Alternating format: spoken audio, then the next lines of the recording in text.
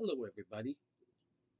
I would like to continue in Genesis chapter 7, starting in verse 17 to verse 20. And the flood was 40 days upon the earth, and the waters increased, and bore up the ark, and it was lifted up above the earth. And the waters prevailed, and were increased greatly upon the earth. And the ark went upon the ark went upon the face of the waters. And the waters prevailed exceedingly upon the earth, and all the high hills that were under the whole heaven were covered. 15 cubits upward did the waters prevail, and the mountains were all covered. Now, let's unpack this. It's only 4 verses. When we're quoting from verses 4, 12, and 17, we see that God caused it to rain 40 days. Remember, this is the first time we encounter rain in the Bible. There was no rain before that. And I wonder who made up that word. Was it God? There was no rain. So now, he said in verse 4, I'm going to quote verse 4, 12, and 17. I will cause it to rain upon the earth 40 days and 40 nights. Noah was probably wondering in his head, what's rain? No, it's the coming down of water from above. Aha! The rain was upon the earth 40 days and 40 nights. The flood was upon the earth 40 days, and the waters increased and bore up the ark, and it was lifted up above the earth. Now, it's from these 3 verses that we mistakenly get the 40-day flood idea. Tomorrow, or the next session, I will explain. Now, the rain stopped after 40 days. But what do we read in verses 18 to 20 and verse 24, which we will read next? And the waters prevailed and were increased greatly upon the earth. And the ark floated upon the face of the waters, and the waters prevailed exceedingly upon the earth. And all the high hills that were under the whole heaven were covered. The waters prevailed 15 cubits upward, and the mountains were covered. The waters prevailed upon the earth 150 days. How many days does it talk about the flood here? Not 40 days, it's 150 days. Is that right?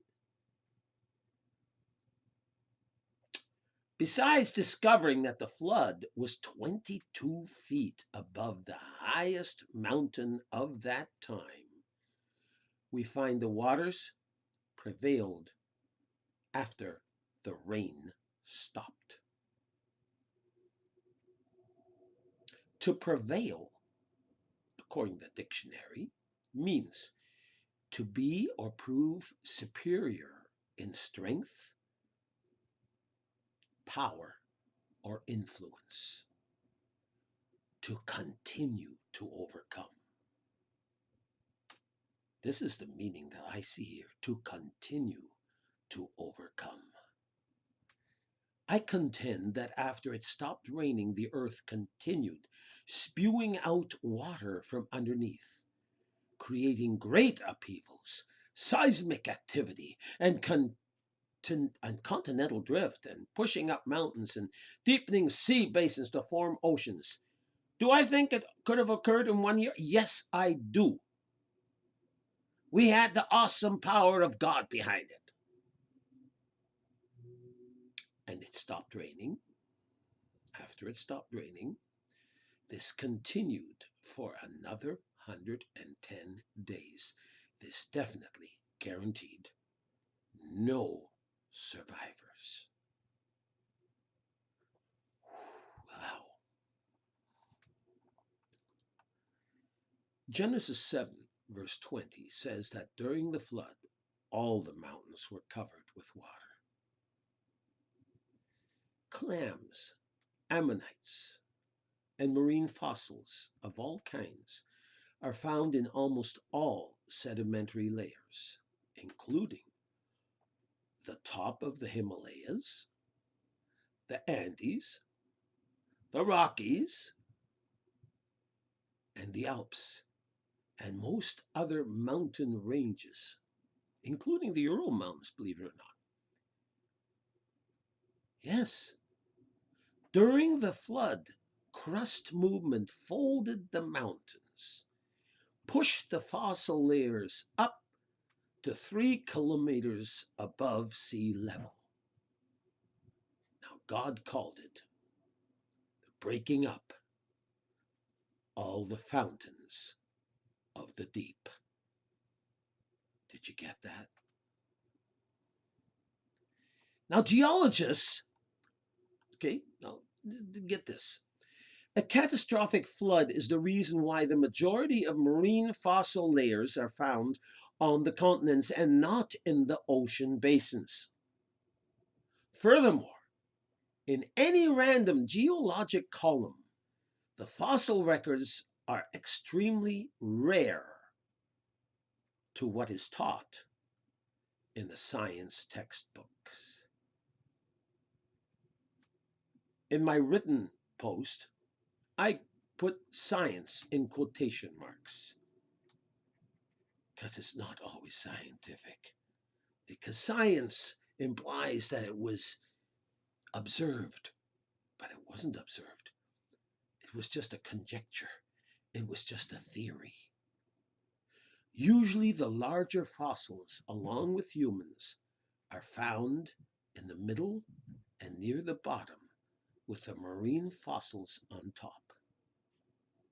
Over 90% of all marine fossils are found on mountain ranges. Now, why would that be?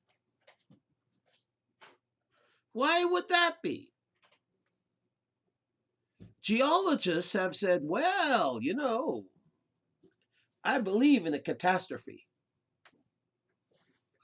Well, that goes along with Noah's flood, doesn't it? But why don't they believe in Noah's flood?